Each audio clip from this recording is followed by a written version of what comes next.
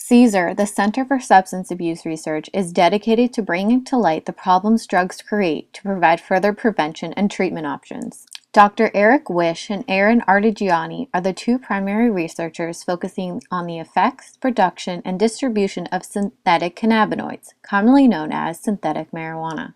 Well, right now we're continuing the project that was in an earlier issue of the Diamondback for the White House Office of National Drug Control Policy, where I set up a national program to track emerging drug trends by collecting and analyzing urine specimens from arrestees in the biggest cities in the United States. And we sample them without any names or personal identifying information. And then we send it to a local laboratory where we test for 30+ drugs. For this study, we decided to test for synthetic cannabinoids, which is the scientific term for synthetic marijuana. These substances are newly created, believed to be related to the main psychoactive ingredient in marijuana, but no one knows. So the person who takes it is the drug tester. No one knows what's in it.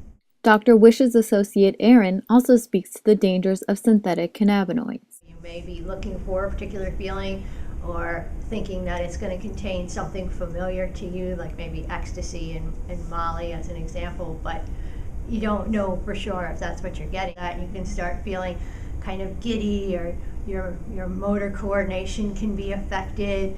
You can start feeling physical symptoms like maybe your heart might start racing, or you might start sweating, or you might start feeling agitated or nervous. From looking at the research that's been done, these kinds of drugs, the synthetic cannabinoids in particular, are used by younger people, teenagers and young adults. 1 in 10 college students have ever tried them, for instance. And these college students, or any young adults, even with Maryland's drug laws in place, can obtain these drugs quite easily. Most of these items are marked kind of winkingly as not for human consumption. Some of them are less willing to take things off their shelves than others. Even with all the unknowns involved, the popularity of these drugs is rising.